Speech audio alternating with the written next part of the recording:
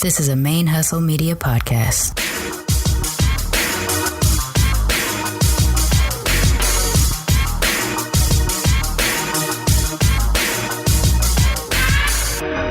Yo, this is Sharmane from the Single Simulcast. And when I'm not making you laugh or making up parody songs, I'm kicking back, listening to Militantly Mixed. Hey y'all, welcome to Militantly Mixed, the podcast about race and identity from the mixed race perspective. I am your host, Sharmane, aka Mixed Girl Maine. Last week, I was a little bit in my feelings during my intro because I had just come off editing an interview that I had said I struggled in trying to find a place to put it in the full scheme of the show. And honestly, there was a few things that I had cut out of the interview that I was also not super comfortable sharing. So I think that was reflected in my intro. I didn't actually get the same response from the audience that I was feeling from the episode. So I know I had mentioned that if the subject matter made people want to discuss it further, that I would focus on that for this week and do kind of a part 2 or a follow-up. But I only got a few messages and they were primarily complimentary about the episode. So I'll just chalk this one up to me having different contexts that stressed me out a little bit, and otherwise the episode was fine, and so I'll just be moving on. This week's guest is another person I interviewed a few months back, and this was a fun one. He sort of exposed me to a different side of my mixed race coin. My guest this week, his name is Zach. He is a black and white biracial man that is primarily white presenting and was raised by his white mother and grandmother. He is slightly ambiguous in appearance, enough for me, a fellow mixed person, to see him on the video screen and go, okay, I see it, but not so obvious that maybe white people will detect it if they see him coming down the street. So unlike me, he isn't often confronted with his otherness from white folks. And it's really interesting to talk to him about this because it's so different from my own experience. And what I find really enjoyable about doing this show is basically other mixed people teaching me about different aspects of mixedness. I love it so much. And this one was fun. So before I get into that, though, as usual, I have to share that Militantly Mixed is a fan-sponsored podcast. And with your sponsorship, you can help keep the show going and growing. There are 2 ways to sponsor. You can go to patreon.com/militantlymixed and donate on a monthly basis. There are different rewards depending on what level you sponsor at. And if you would like to make a one-time only donation, you can go to paypal.me/militantlymixed and drop us a couple bucks there as well. If the show is educational for you or it offers you some entertainment, please consider dropping us a little donation and let us know that you are getting something out of the show. It really does help us a lot.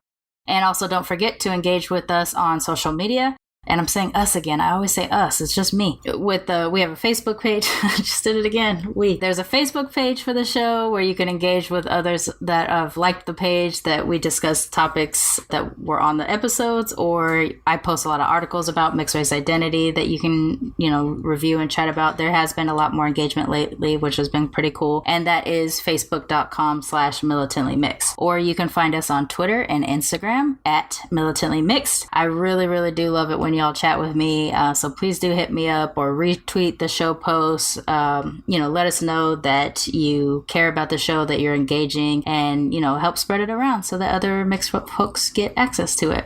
You can also hit me up directly via email at Sharmane@militantlymixed.com. That's S as in Sam, HAR, M as in Mary, AN as in Nancy, E at militantlymixed.com, or call our voice line at 323-545-6001. I was so excited last week. I got a voicemail on that line and I was all excited that I was going to be able to share something on the show. But when I listened to it, it was actually all in Chinese. And the only word that I understood, or only thing that I understood, was press 1. So yeah, I'm still waiting for our first real voicemail so that I can use for the show.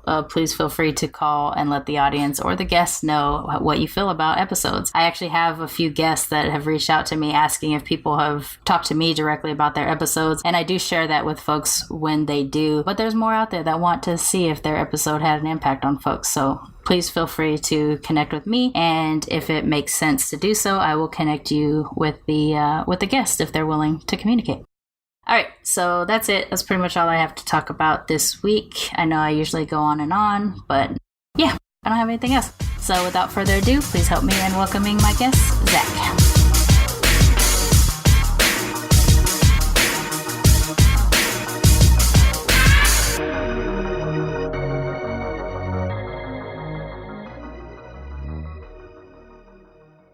We are joined this week by Zach. You actually reached out to me. I'd like to talk about how you found or reached out to me. There's this kind of like be a guest on a podcast website or something like that, and I had signed up for it just to see if I can grab some mixed folks from it. I didn't expect that I would successfully grab any mixed folks, but you were one of the first people that hit me up like the day after I posted. So why don't you tell us a little bit about yourself and how you found Militantly Mixed and everything? Well, thank you very much for having me. So as you said, my name is Zach. I'm 27. Obviously, I am mixed. I work at a popular grocery chain here, and you are correct. It was a little podcast sign up thing, and I think I found it by accident one day, and I had been getting the list for a couple months now, and it was always podcasts that I definitely did not qualify for, and yours was the first one where it was like, oh no, I meet the qualifications for that one perfectly. Excellent. So yeah, so I was glad that it popped up. That's funny. All right, well let's get into it. Let's talk about yourself a little bit. Why don't you talk a little bit about your ethnic background, and then we'll kind of talk a little bit about your childhood and stuff. Absolutely. So it's fairly straightforward in that my father is black and my mother and that entire side is white. So I was raised from the point at which I was born. I think when I was about 3, my dad exited the picture. So as far as I'm concerned, I've never met him. And then I was raised by my mother. And then when I was younger, my grandmother, who was also white. So I was raised very much on that side of it. My mother was a nurse and then a director of nursing home administrator. And her kind of specialty is that she would go into areas that they called urban, which was a fancy word for there's a lot of black people. Right. And it was usually nursing homes that were kind of in the hood or in areas that other people didn't want to go to. And they were usually nursing homes that they get star ratings, and they were ranked lower, and her specialty was going in and raising the star rating. So it was interesting that I was born and raised on this one side, but I very much grew up in on north side of Jacksonville and these areas that I wouldn't have gotten an opportunity to otherwise, that I was completely raised in. Yeah, that's pretty interesting, because most of the people, especially of the biracial people that I speak to that are white and something else, it's usually only exposure to one side, and it's usually raised in the opposite, the opposite of how you present. That seems to be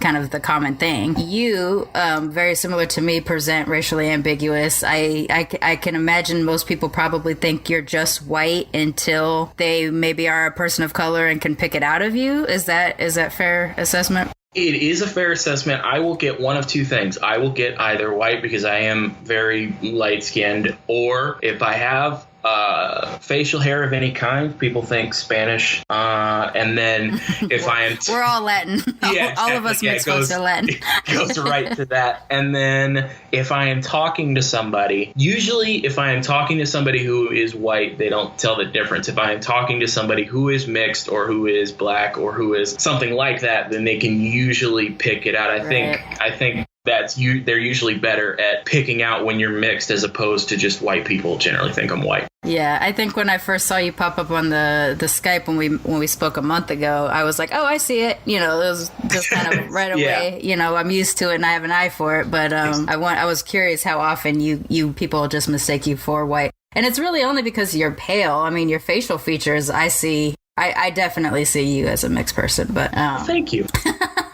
It's nice to be seen, right? Yeah, right. So yeah, I think it's interesting that you have this kind of upbringing where even though it was the white people that were raising you, you were very much exposed and immersed around black people and around black culture. And we did get into that a little bit the first time we talked, but tell us a little bit about what that childhood was like going into those black spaces with your white mother. Absolutely. So it was very cool because my mother has always been, she is white, and she always kind of identifies herself as mixed, not in heritage, but in experience. Okay. And so she did the ancestry thing and got basically white and Irish. She was very upset. And she, so the entire time that she's worked in that field, she spearheaded this campaign that they did, and it was at the time it was called Culture Change, and that was her suit and tie way of saying, I'm going to put the artwork in my nursing homes is going to be stuff that she liked, which is like artwork from Black culture and like jazz lounge paintings and things like that, and bringing people of color in to perform for the residents there.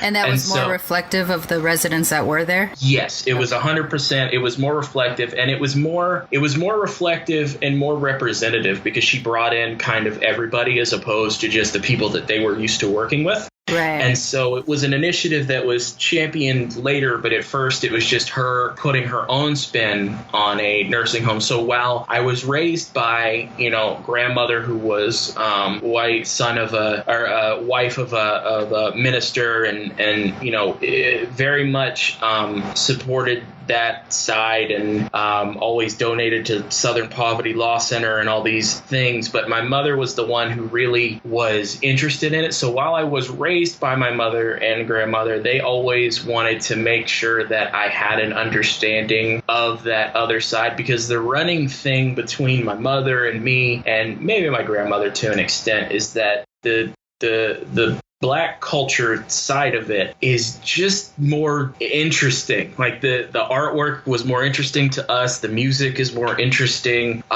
Just everything like that. So while I was raised that way, it was very much being exposed to everything as opposed to just what she was raised with, which was not as diverse. And she very much flipped it the other way for me. Right. So you had mentioned when we spoke last time too that sort of like as you were going into your teenage years, you did find some things difficult to relate to, like living single, seemed like Black friends, but Yep. better, but it was slightly different from what you were exposed to and things like that. Is that also when you started to really get into like hip hop and sort of immersing yourself in Black music and everything? It was around that time, at the point at which I was in high school, and it was, iPods and things like that. And to have like a playlist of music, you really had to like go through and figure out what you liked. Not everything was just available, and it wasn't quite as easy. I don't know if it was a result of just naturally, or if it was the way that I was raised, where I grew up around just about exclusively hip hop music.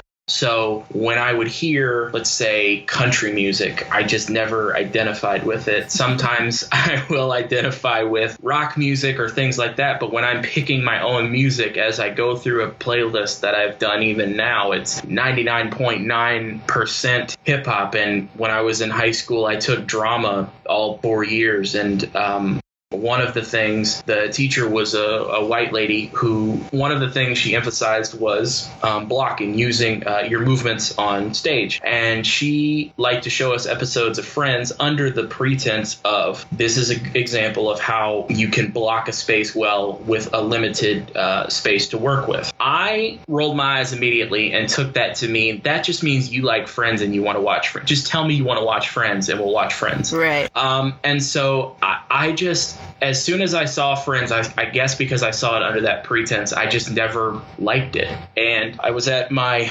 girlfriend's, who is half Black, half Puerto Rican, and they were watching Living Single. And I just thought it was funnier. I thought it was a better show. And I just observed that I was like, this is Black Friends, but it's a better show to me. So it immediately identified that way. And as far as music is concerned, as long as I can remember, hip hop has been the thing that I've been interested in listening to. I think that your taste in music will depend on the thing you can listen to in any mood that you're in. So whether you're sad, you're melancholy, you're happy, you're angry, you're excited, your genre of music can generally get you into any of those spaces. And for me, that was always hip hop. Country couldn't do it. Rock couldn't do it. Pop couldn't necessarily do it the way that hip hop could.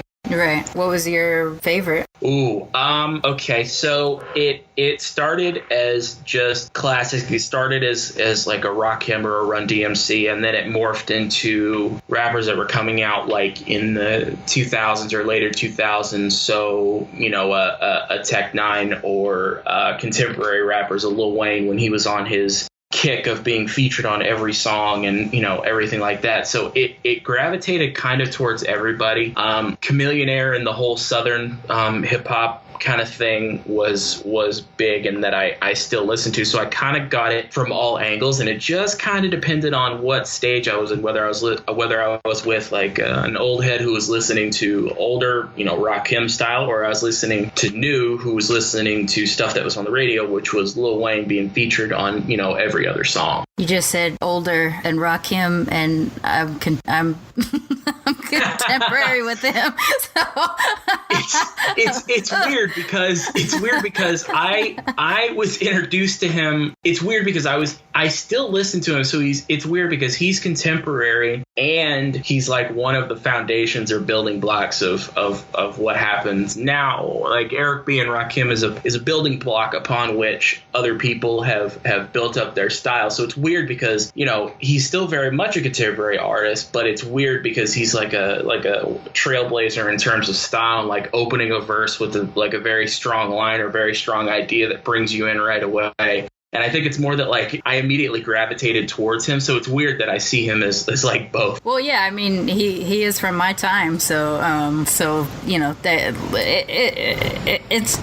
it just sucks that I'm only 40 and like my music is considered old school. But I did actually get to see DMC just a couple days ago. Oh, did you really? Yeah, I was at the LA Comic Con, and I'm trying to figure out if I knew he had a comic and I just forgot or what, but he has a comic called DMC, and he was there at the Comic Con showing it and signing posters and stuff like that. So I got to take a picture with him and, you know, chat with him a little bit which was pretty cool. Now. I know, and he, you know, besides Jam Master Jay and, you know, him, they're my favorite of the whole group, only because Rev Run is a little bit on the religious side for me. So like, just a smidge, yeah. Like to see him was the one, you know, like that was the one that I was pretty excited about. So plus in like the Rum DMC is sort of the group that ushers me into hip hop, and then Slick Rick and Eric B and Rakim and all that kind of stuff. Absolutely. Like it starts to go from there. But that's cool. So why don't we talk a little bit about what your experience was like? So like you had access to blackness through, you know, following your mom to work and being around all these people and things like that. But when you were with your white family, were you white? Did you feel weird? Did you feel different from them?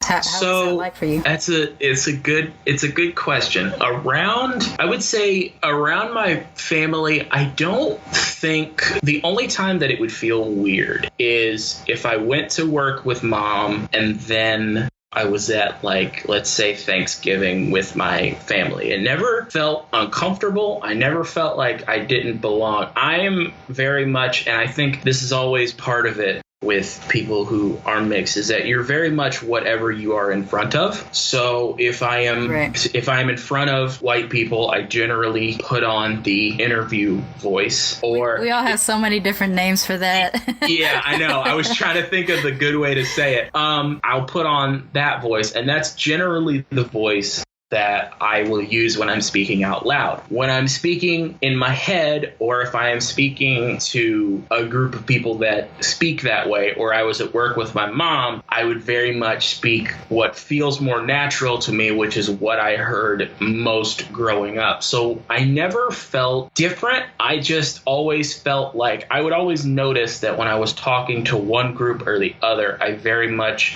morphed into whatever it was that they were doing, which always, that part of it always felt weird to me because I would do it subconsciously, and I was always very self-conscious of coming across like I'm trying to talk black or trying to put myself in a culture that I do not belong to. That's the part that did it for me. Right. Like, so that, I mean, I think people of color in general are this way, but specific to mixed race people, you know, I refer to myself as like a code switch ninja because I can be Japanese 1 second, and black the next. But if I get on the phone or if I'm at, work or whatever, then I use my Becky voice or my professional voice or, things like that. I only recently started calling it a Becky voice. Before that, I used to refer to it as my Elliot Benson voice because that was the company I worked at where I learned to use a voice like that.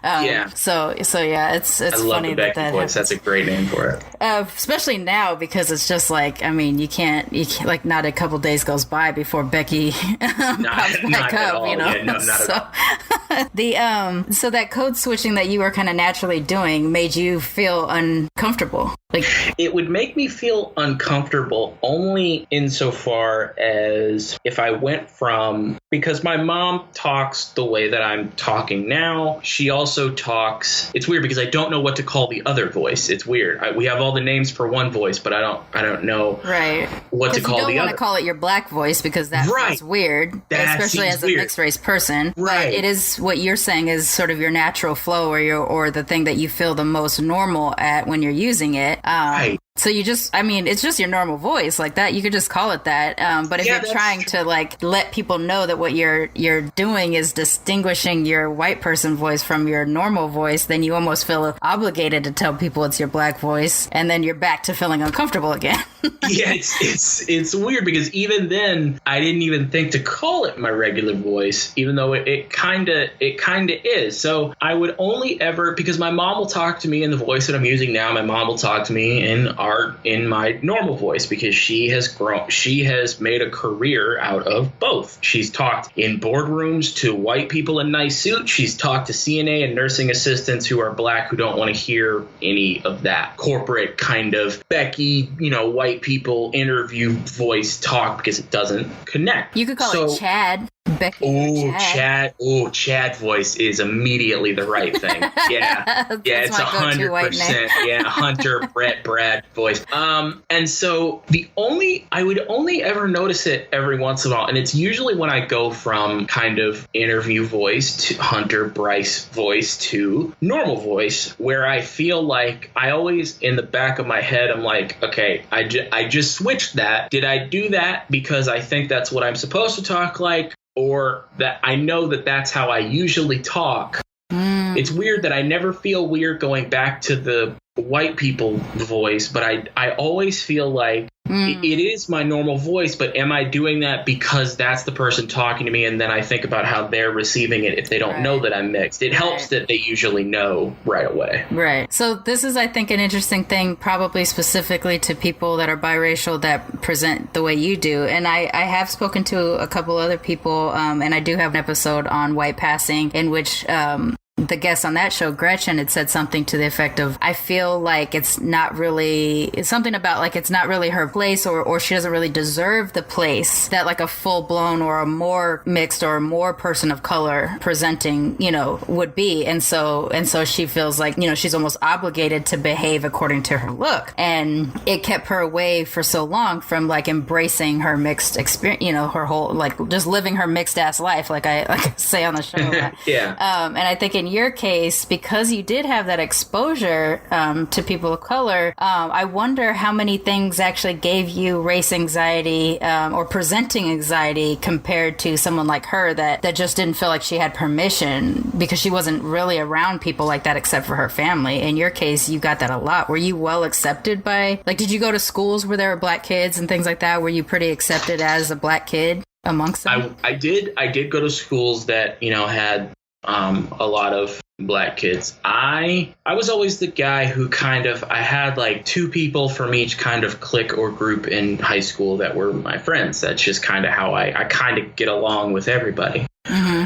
And I always felt accepted by the black kids, and I always felt accepted by the black people in nursing homes that I went to. The thing that I think is interesting about it is that with both groups, but I think almost more with black people, there is a sense of when a new person comes into a group, with either group, you kind of have to have somebody vouch for you or, how are you? Right. You can't just jump in. But once you do jump into a group, I've always felt it was more comfortable with black people because there's very much a sense of, OK, you're cool. Come on. where it's like, okay, Right. now you're a part of this, and then it immediately goes back to normal. And I think with white people, it's been very easy for me because of the way that I look and because of the way that I talk and the experiences that I've had that I fit in with either. But I definitely was always accepted by the black kids. And when I tell a joke or I'm messing around with somebody, it generally presents in that way anyway. So I think I almost fit in better on that side.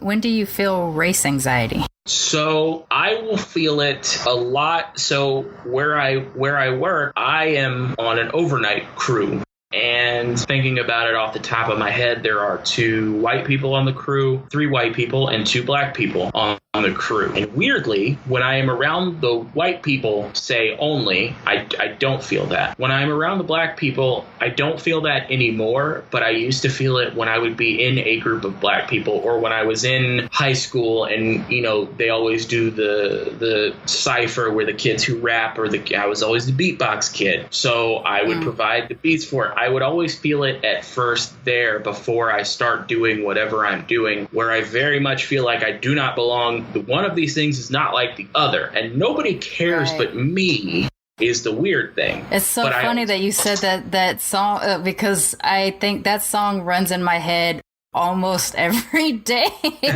whenever I'm around people where I don't feel like I'm of them, And I think it's weird because the easy solution to that is that to most people, I am just a white guy, and there's not necessarily a need to try and feel like I belong to 2 groups. But on the inside, it very much feels like a conflict where I feel like I need to. And I guess part of the anxiety that I get is that I'm worried that I'm going to come across like I just think it's cool to be in the black group, which it's appropriating. Right, which frankly, I do think it's cool. And sometimes I do think it's more fun, but it's more in service of a feeling I have inside myself rather than just trying to be cool. And I think that's where I feel the most anxiety is when I'm trying to straddle that line, or I generally don't straddle a line. I'm usually on one side or the other where I'm worried that I'm going to come across as I'm just completely faking it, or like you said, appropriating it,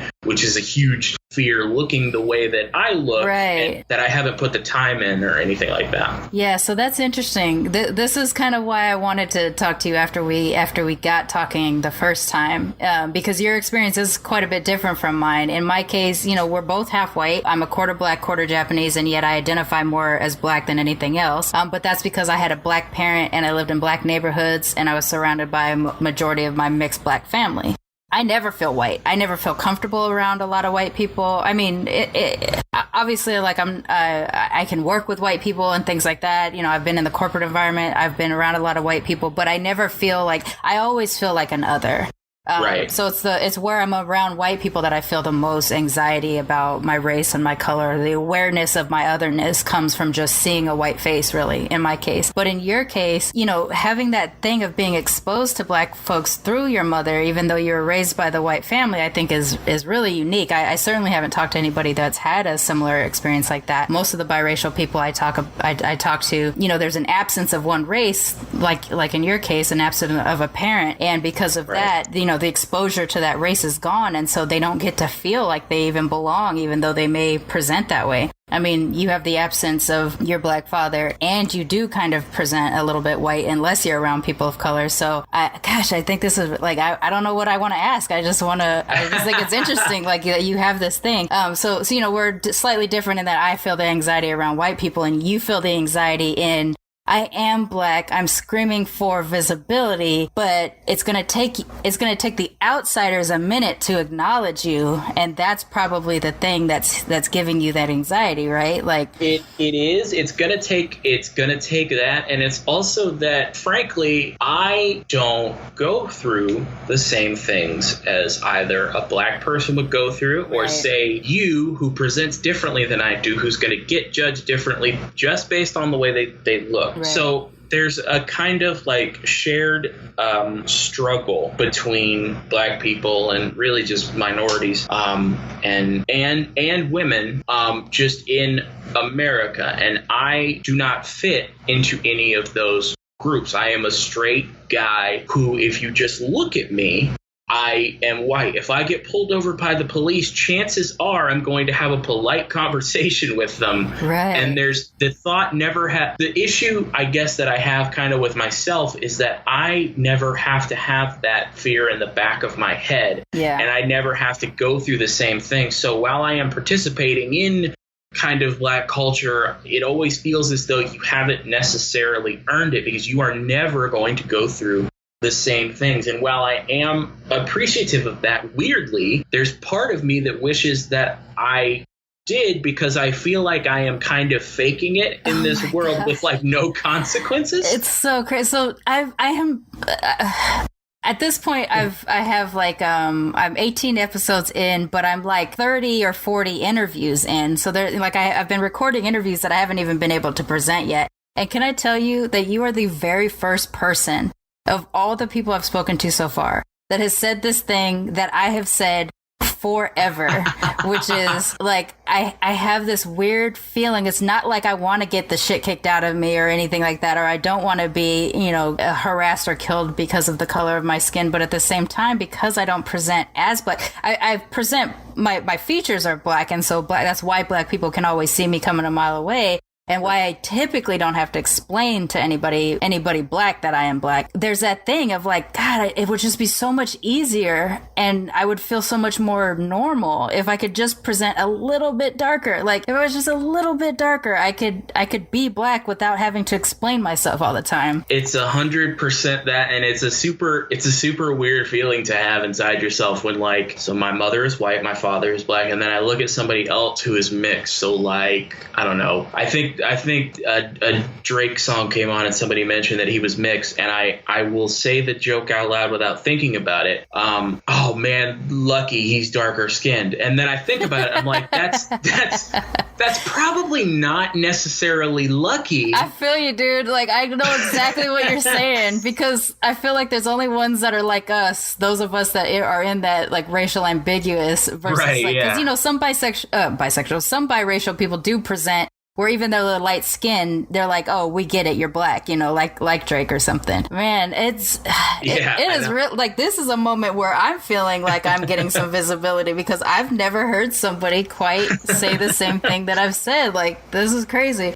Yeah. It's a very strange thing, because the way I've said it before, and I do think I've said it on the show before, is something like, I grew up in Long Beach, and there were times when, we're hanging out at the park near the school or whatever, and the cops come and, rough up me and my friends or whatever. But what they would do, and this is like early 90s, this is like 1991, 92, in Long Beach, they would take my dark-skinned friends from my neighborhood and drop them off in the Mexican neighborhood so that they would get the shit kicked out of them. And they would have to find their own way home in the time before cell phones and all this other kind of stuff. And then they would drop off at home. So I would get dropped off at home because, it's in the dark. You can't really tell what my color is. And though I am racially ambiguous, for whatever reasons, the cops would take me home. Like it has only happened once or twice, but take me home. And then my Black dad opens the door.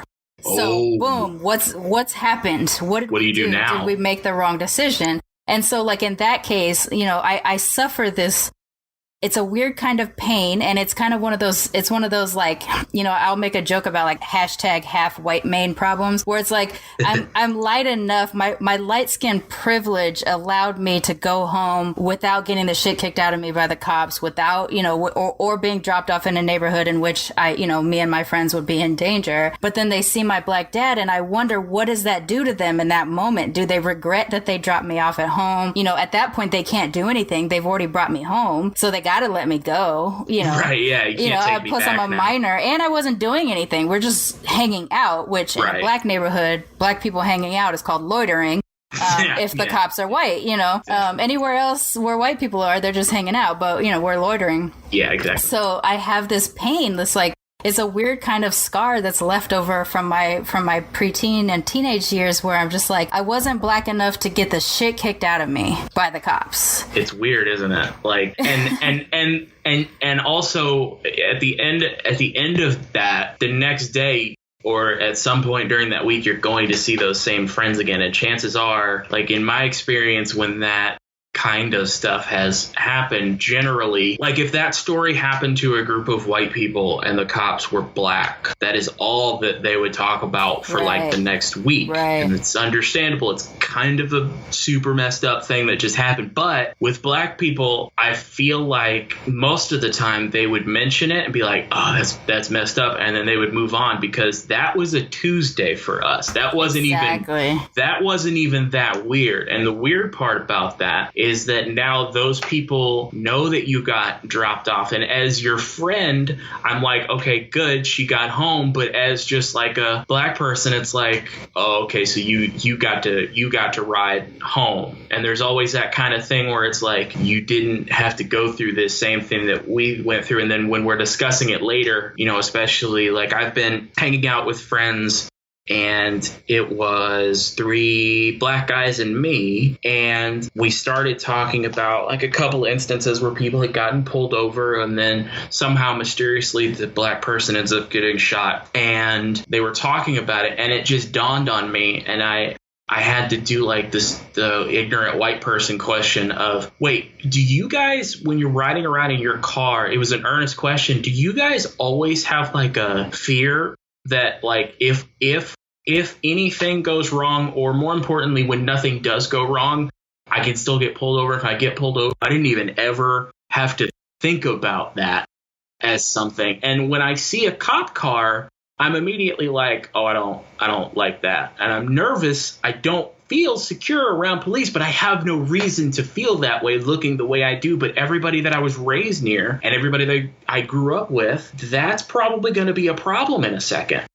And it's weird to be the person who, like, I understand it, but you can never really understand it when either you are dropped off by the police and your black dad answers the door, or you go back home to your, you know, white mom, and then you drive home and you're never pulled over, or if you are, the cop immediately sees you, white person, and it's completely fine. It's a weird thing to be like on the outside and be like, I want to understand and empathize with you, but there's a level that I can't go to in this conversation with you. All right, sorry about that. I just like I saw the note that said like recording trouble, and I was like, no, it's such an important part. Right. So yeah. I hope I got it. But yeah, to jump from what you were just saying is I have slightly different experience of that, in that I have a real fear and of the police enough that even to this day I'm not comfortable in their presence in any way, shape, or form, because I do have that childhood harassment and stuff like that with them. And even though I got dropped off, you know, and everything like that, I still have that initial fear of they come to us, they approach. And we're talking about the 1990s police. So this was Long Beach, but still LAPD and Long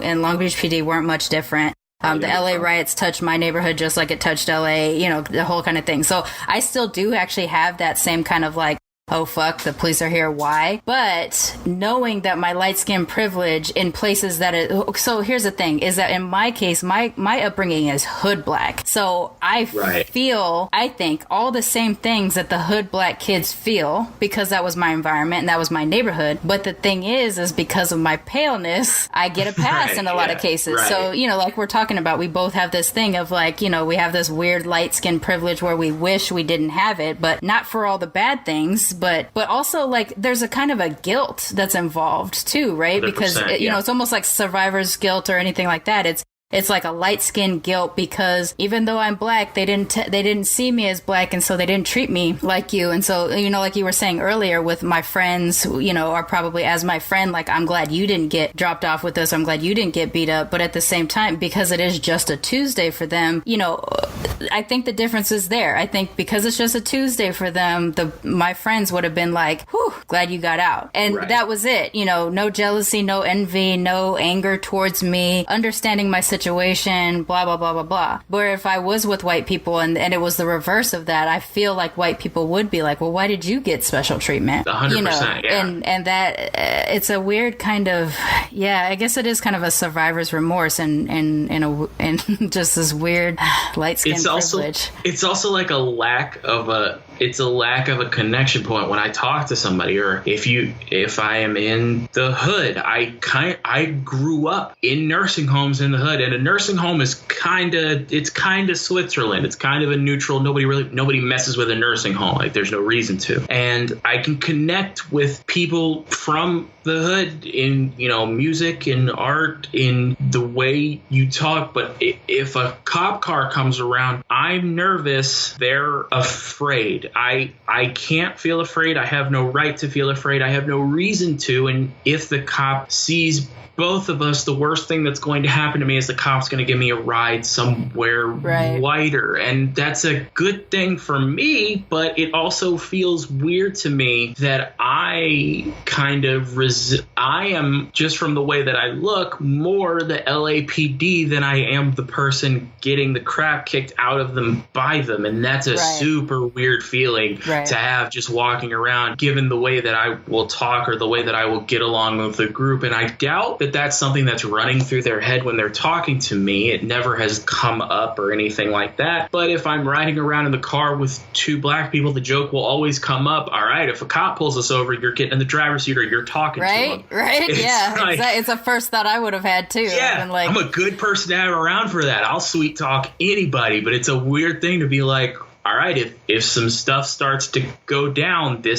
you're the best person to talk to. It's a super weird feeling to have inside, and I am lucky that I have that, and I'm very privileged that I have that. I'm very appreciative that I have that. But at the same time, I'm like, if I'm going to be a part of this, I feel as though I would deserve it more or would have earned it if I had to go through that same thing, and I will never have to. Yeah, and that's one of the things, like, I'm glad it has come up, because it is kind of one of those things I want to talk about without being the one person who's always sort of whining. And it's not that I whine about it, but it is one of these things, like trying to get monoracial black people to understand what exactly that I mean when I say that I wish I didn't have this light skin privilege that I have. Yeah. Knowing that I would be signing up for the bad with the good, right? So, like, for the most part, I would hope that it would be the good, and it would be, me just being visible and someone knowing from the jump what I am, and I don't have to explain myself. In my case, people accept me as black pretty quickly, but to accept me as having a hood upbringing is a totally different thing. At this point, I've worked my accent out, my little ghetto accent that I had when I left Long Beach.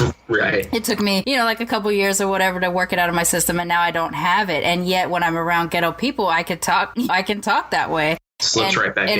You slip right back in it. It's the same because I have a British grandmother and a Japanese grandmother. If I'm around British people, I will start to slip into a slight British accent, and then I have to put myself back so I'm not being obnoxious. If I speak to Asians, even non-Japanese Asians, I will change my physical, like the way my body moves and the way I speak and things like that, because I kind of, there's that Japanese deference that you pay to older people and whatever. Or if I'm just around Japanese people in general, I'll change the sounds that I make and the way that I say things, even though I'm speaking English. And that's going back to that code switching thing. Like, you just do it. It's so natural. You don't even know that you do it. And it's usually until someone points it out that you even become aware that you've done it. I was at a grocery store, Japanese grocery store recently, and my husband pointed out that with the cashier, she had asked me a question and I had answered her in not a word, but a Japanese sound. and like, it's just a sound that we make of acknowledgement, and I guess he noticed it and I didn't, because it's just what I would have naturally done if I was around my family, my mom's side of the family. And as we're walking out, he says it to me, and I'm just like, oh, that was a little code switch moment, like I didn't know that I did it, but I did it because that was what came natural. It's the same if I'm around hood black people, then I go with that accent. If I'm around suburban black people, then I sit there and make fun of them about not being black enough because they didn't grow up in the hood, Yeah. It's that weird kind of thing. I'm so glad that you actually did reach out on that thing, because it's the first time I've had that conversation with someone else, because I don't even have that conversation with my siblings or my relatives. We're all mixed, especially my dad's side of the family. Not a one of us is the same thing, like barely. And our experiences are all different. Some of them are 3/4 quarters black and 1/4 white, and they probably live mostly a black life or a light skin black life. And my brother, my full brother and I side by side, you don't know we're siblings. One, because we don't look alike, and two, he basically went down the white path and I went down the black path. Never the tweens shall meet. We don't really have a lot of crossover of things in common because somehow, even though we grew up in the same house, our cultures are entirely different. Yeah, it's a completely different way of looking at everything. And even going through a cashier line, it didn't occur to me until you just said it, that if I'm going into work or I'm going through a line, the difference between seeing a white guy and going, "What's up, dude?" or seeing a black dude and saying, "What's up?" is right. I'm saying the exact same thing, but the way I said it and the intention behind it was completely different, and it never occurred to me that I did it until right now. If I'm talking to the people on my overnight crew, then I will, because there's nobody else in the store, I don't have to think about the way that I speak. But if the store manager comes in who is, the whitest man you've ever met, then I have to kind of think about it for a second, collect myself. And it occurs to me that I do stand differently. And it's just because I'm less comfortable, and generally white people are going to be less expressive in the way that they talk. And so when I'm talking to the store manager or I'm talking to somebody like that I'm generally standing more still, and that doesn't feel as comfortable. Even now when I'm talking, I'm moving my hands. There's nobody here. There's no reason to do that. Me too. I knock into the microphone all the time. Yeah. And so it's something that I wouldn't have even thought about. And I don't think anybody notices unless I am put into a situation where I'm doing it for an extended period of time. And generally when I'm in a situation, the only time I'll switch is when I feel like I have to, and I have to go into that proper quote unquote way of speaking. Because if I were to keep the way that I talk and speak to the store manager, he has a different reaction to me than if, "Oh, hey, how you doing today, sir?" It's a completely different way of speaking depending on who I'm talking to and the way that I'm acting. It's weird. Right. Are you out of the closet as a mixed race person? Yes. The only time that it comes up is if people ask. I think I look like I'm something, but generally people can't figure out what is what I usually get. And so if somebody brings it up, I will tell them, and usually it only goes as far as my mom is white, my dad is black. The only person that I've really had an extended conversation about it with is my girlfriend or a couple of friends and you. So it only generally goes that far, and then the person usually says what they're mixed with, and then it comes out that way. But I think that's the only time it comes up. So do you get the "where are you from" or what are you question often? Or is it actually, do you get that question more from people of color than you do from white people? Oh, good question. I get it. Generally speaking, I will get it from just about everybody that I have an extended conversation with. So they'll pick it up, not initially, but throughout the conversation, they'll pick it up and then they'll ask? I think so. And I think it might also be the same reaction that you had when my face popped up, and it's, I am pale, but you can tell that there's something there, but you don't necessarily know what. So if I have a conversation that's, say, more than a few words with somebody, then generally they will ask. It usually goes either, "Are you mixed with something?" or "Where are you from?" or "What are you?" And then my mom is white, my dad is black. Without fail, after that, I will get one of two things. I will get, "Oh, I thought Spanish," or, "Oh, that's cool. I figured you were mixed with something, but I didn't know what." That has happened with every person I can think of that I have met. And thinking about it, I think I get it more from white people, but I think it generally comes out that black people want to know too, but it usually takes them longer to ask. I think it's more that I feel like black people can tell, whereas white people are confused, maybe. Right. I don't know why that happens, but I think white people are just more forward with asking too. It's this weird thing because I've made this joke from pretty much my whole life where I'll say, "Smell your own kind." Like black people can always detect me, and yet knowing I'm half white, I never consider it as on the white side. No white human since I've been born has ever said to me, oh, you must be half white. It's always the exotic. It's always the other. It's always the where are you from, what country, blah, blah, blah, blah, blah, blah. With black folks, though, it's not even are you black, it's you black, right? Or you black? Yeah. You know, and then I'm like, yeah. And they're like, that's so, move on with their life. You know, and then it's the end because black people just welcome you into the fold. There's only few times in my life where I didn't feel necessarily fully embraced by black people or a particular black person or something like that.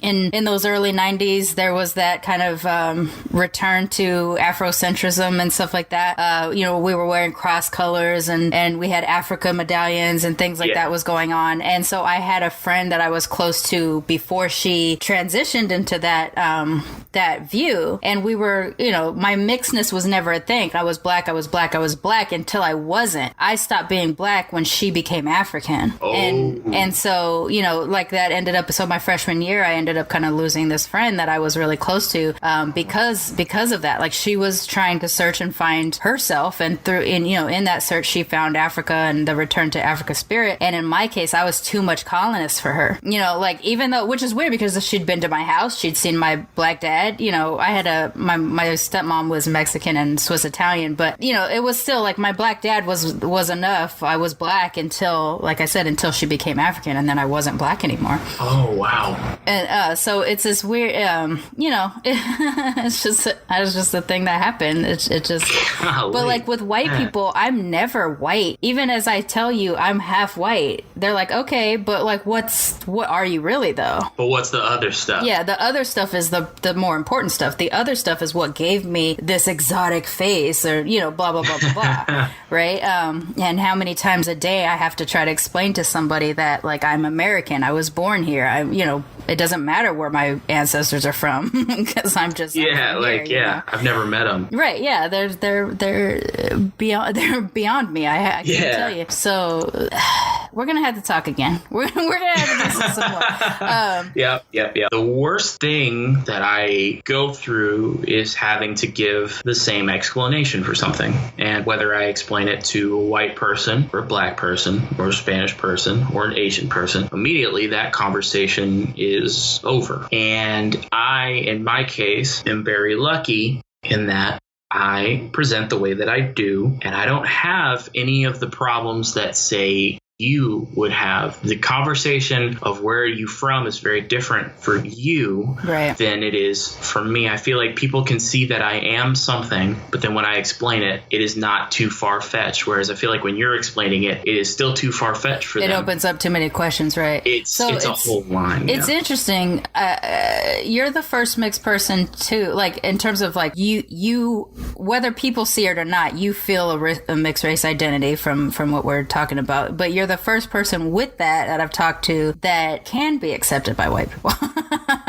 Yeah, I fit in super well. And the joke that my girlfriend uses is that I'm undercover, but I'm like deep undercover. So in my family, we call it IncogNEGRO. We're incognito. I'm super deep into it. So I'm, and even the way that I talk and the way that I present, I always get asked what I am, but I feel like when I explain it to a white person, they say, oh, okay, cool. And then I feel like they forget. And as you said, black people, it's usually like, with black people, it's usually like I will say something or I will make a reference or I will talk about just the way we talked about when I grew up. And they're like, oh, okay, I didn't know that. And it's usually a dap and then we move on. So it's usually a moving on thing where I'm very lucky in that aspect too, where I kind of do fit in with both, and it's usually like that's about, black people are usually like, oh, okay, that's about what I figured. White people are like, oh, I wouldn't have guessed that. Wow, that's so different from my own experience. Like, I know. This is what I love about this show, and I feel like in the last maybe 5 or 6 episodes, I've said this towards the end of every show, where it's just like, this is what I love about doing this, is that you just exposed me to something I've never experienced or even heard of from another mixed person, and it's kind of why, part of why I wanted to do this show was to connect with other mixed people so that I could tribe up, because some of us have a harder time tribing up than others. Like, I definitely feel more Black than others, than other things. And so I feel more comfortable saying that I'm Black without having to explain myself, or flat out refusing to explain myself sometimes. But every now and then when I get to talk to a mixed person and we have something that's really similar, it's like, oh, I actually have more in common with you, and you're not mixed the same way as I am than I have in common with this Black person, even though I grew up Black, Yeah, it's a weird connection point, whereas like I feel like with a white person or a Black person, usually I'm accepted by white people because of the way that I look and the way that I will generally speak. Usually with Black people, it's the connection point is either the way that I almost met my dad but didn't is very similar to a lot of Black people, and the way that I will talk or the music that I listen to is very similar. So usually once I either tell that story or we have enough connection points like that, then I'm accepted into the specific group. Whereas if it's a mixed person, generally the experiences are similar enough, even if they are different, that it's an understanding right away. Yeah, I can see that. All right, well, I'm really interested to see how you're going to answer this question. What do you love about being mixed? I'm really curious about how you're going to answer this question, because you're just so different than anything that I've had to experience before. So, what I love about being mixed, I love that I have had to fit into both groups my whole life. So when I am in an interview, I am awesome in interviews. Or if I am being interviewed, I'm generally pretty good at that. Because you generally have to have I'm a very shy person. And then once you get to know me, I don't shut up. Right. So I am able to kind of adapt more quickly, I think, than most people who haven't had to do it the same way. And for interviews, for all this stuff, I get that from the white side. From the Black side, frankly, I get way better music. I get better art. I get cooler stuff from that side. Poor white people. I know, it's poor white people, but your music sucks, dude. And so I get all of that from that side. And whether I'm saying, dad left at 3, and then when I was 16, I tried to meet him again, and here's the story. And it's usually like, oh, okay, no, I did that too. Or it's, I listened to Run DMC and Rakim. That's usually everybody's entry point. I get positive qualities from both sides, and while I am not necessarily ever super comfortable, I can I can always fake it to appear as though I am. And I feel like I would not have gotten that if I hadn't been exposed to everything. And I feel like that's almost more a function of my mom than it is me even being mixed, where my mom was like, no, you're going to experience everything. I told your dad to take a hike at 3, but I'm going to expose you to everything. And here's what I am more interested in. And I got everything from everywhere, as opposed to just getting one side with the way that I was raised or what I am. So I feel like that's something that I was gifted without really knowing it, and I hadn't really reflected on it super or a lot until now. But it's something that I'm very lucky to have gotten from all the experiences that make up, I guess, who I am now. Awesome. Yeah. Oh, well, thank you so much for reaching out to me, and then for coming on the show and everything like that. Like, this has been really eye-opening for me, and I'm definitely going to have to get you on here again to talk a little bit further about some of these things. I'd also like to know, too, if you started to, put it out on Front Street constantly, what that might look like for you. But, I'm not telling you to do that. I'm just curious. What it would be like for you. All right, so thank you so much for joining me, and thanks so much for having me. I appreciate it. That's it for this episode of Militantly Mixed. Thank y'all for joining me on this mixed race journey, and don't forget to be your mixed ass self.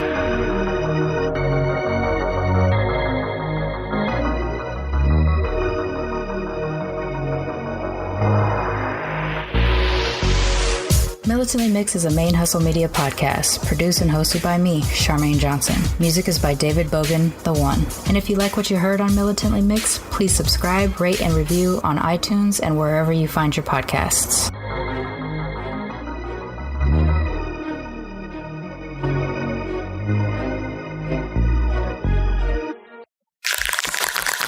ManeHustle Media. Turn your side hustle into your main hustle.